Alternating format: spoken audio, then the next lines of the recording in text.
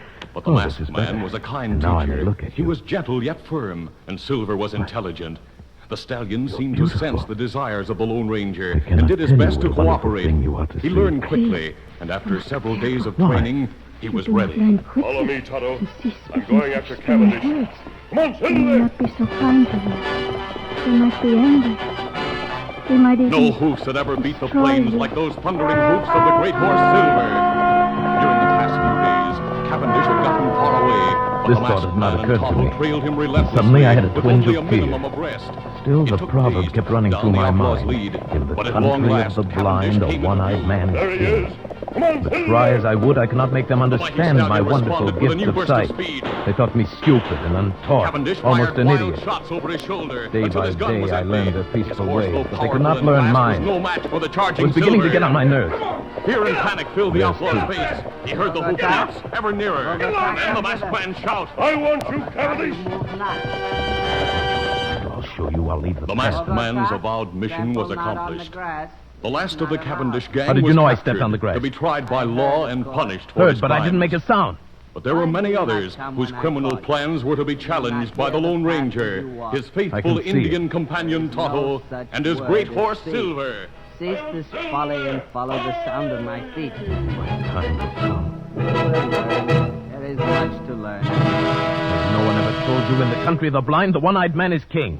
Blind? What is blind? Oh, never mind. Bogota, I must warn you. Just keep quiet and learn.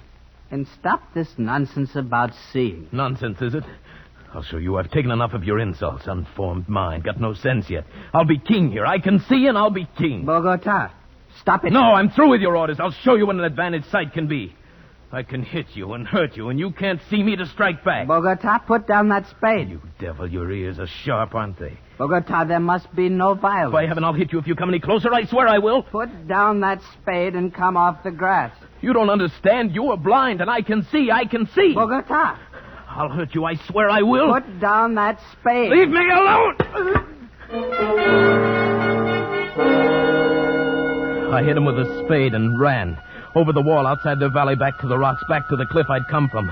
When I reached that sheer rock wall, I knew there was no place to go. For 2 days and nights, I stayed outside the valley. I grew hungry and cold. Then I realized the hopelessness of my position. I was trapped. I must spend the rest of my life here. There was no way out.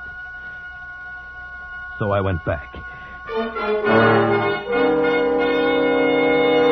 I confess, O chief of the elders, I was mad, I admit. I was only newly made. That is better. And do you still think you can see? No. That was folly. The words mean nothing less than nothing. And what is overhead? Rock. There's a roof above the world, a roof of rock and very smooth. Very well. And... Please, before you ask me any more, give me food or I shall die. Very well, give him food. Medina Salad. Yes, Father. And after that, we must put him to the most menial tasks in the village. Guard him well. And perhaps he shall learn yet. Thank you. Thank you.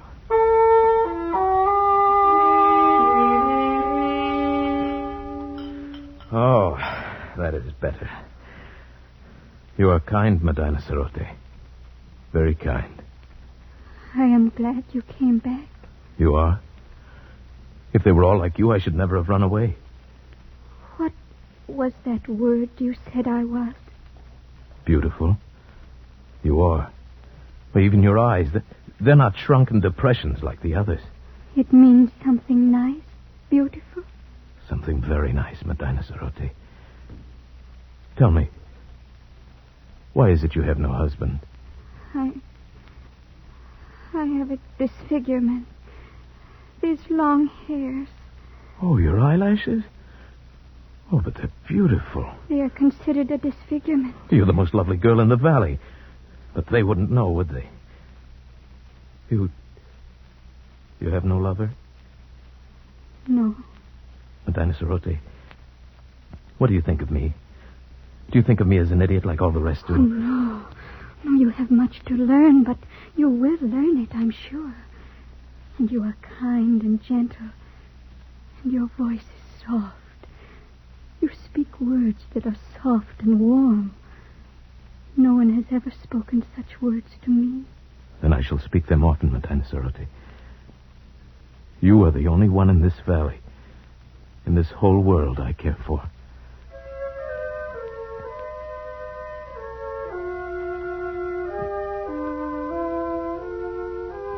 And so it began. I, the village idiot, the slave boy who dreamed to be king. I, with my eyes still whole, fell in love with Medina Sarote, the daughter of the elder of the village. Only to her could I open my heart without fear. Only to her could I speak of the beauty I could see around me. Oh, it is a beautiful valley, Medina Sarote. Green with grass and yellow with sunlight. And flowers, bright flowers dotting the hills. And in the cool of the night, the stars gleam like diamonds in the sky. Oh, the words sound lovely. But what are stars? Stars? Why, No, you wouldn't understand. And what do you mean, in the cool of the night? You still get that confused one. The night is warm. The day is cool. Oh, no, it is you here who have them backwards. Because the darkness means nothing to you. You work in the cool of the night and sleep in the heat of the day, but... You are teasing me. No. Oh. What does it matter? All that matters is you. You. Here beside me, Medina Sarote. I love you. And I love you. I know they still think me an idiot, but you listen to what I say, and you don't think me an idiot, do you? Oh, no. I like to hear you speak. Then, would you marry me? Yes. Yes, Juan. I will marry you.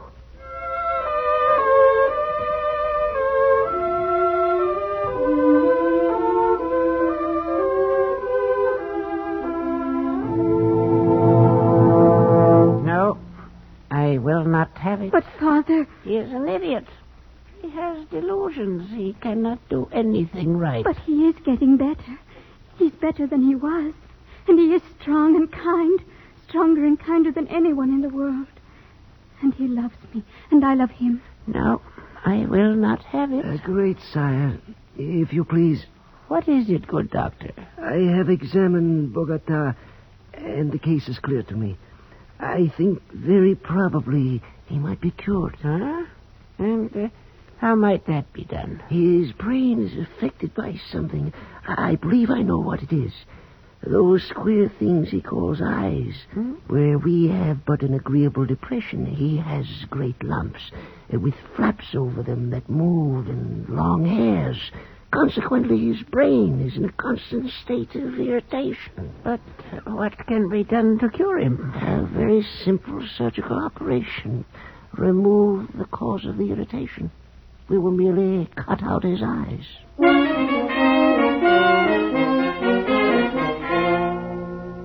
But, Juan, they say it will make you well. It will make you look like us. But you don't understand, Medina Sarote. My world is sight. You would not want me to lose my most precious possession? I don't know. There are so many beautiful things to see. The flowers, the far sky with its drifting clouds, the sunsets, the stars. And you. If only just to see you it is good to have sight. And I would never see you again. Juan, I love to hear you say these things, even though I know it is just your imagination. But, my dear, these things are real. No, they are fancies. This is real. If you will let them cut out your eyes, we can be together always. Then you want me to? Oh, if you would. If only you would. What else can I do? My dearest one. My dearest with a tender voice. I will repay you. Oh, Medina. Be brave. And carry my voice in your thoughts. Now I must go. And tomorrow. Yes. Tomorrow will be forever. Goodbye. Goodbye, Medina.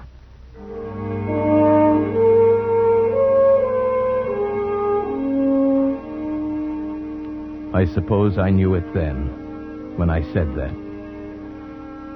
I only meant to go up on the rocks and look out over the valley, to spend my last days feasting my eyes, my precious eyes, on the wonderful, beautiful world of light and color. But when I got there, it was too beautiful, too lovely, this valley, this home of the mountain gods. Beautiful and forbidden.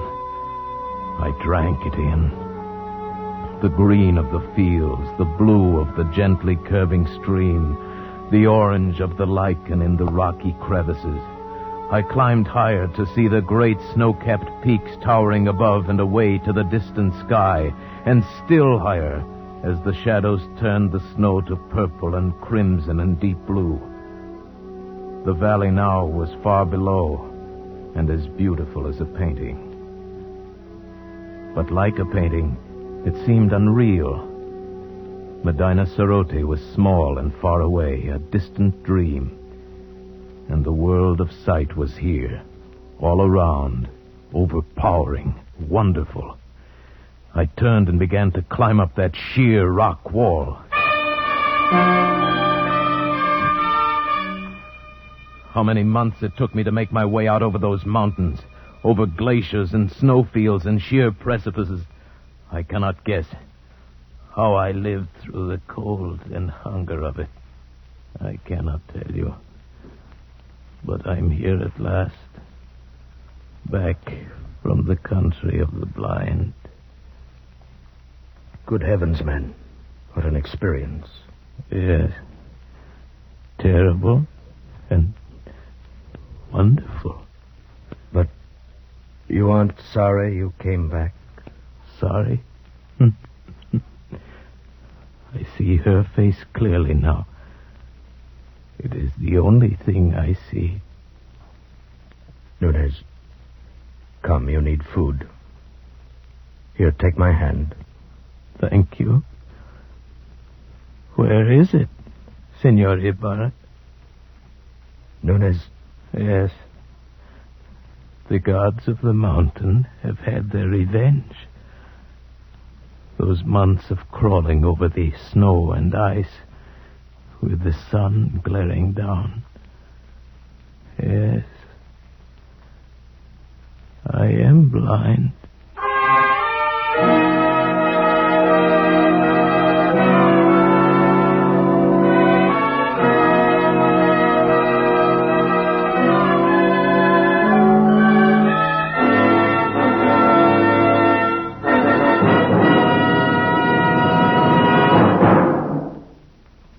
Escape is produced and directed by William N. Robeson, and tonight presented The Country of the Blind by H.G. Wells, adapted for radio by John Dunkel, with Paul Frees as Nunez, Peggy Weber as Medina Sarote, Bill Conrad as Ibarra, and Harry Bartell as Correa. The special musical score was conceived and conducted by Cy Fewer. Next week... When you're tired from a hard day at the office, or your back aches from bending over a hot stove, next week at the same time, when you want to get away from it all, we offer you Escape. This is CBS, the Columbia Broadcasting System.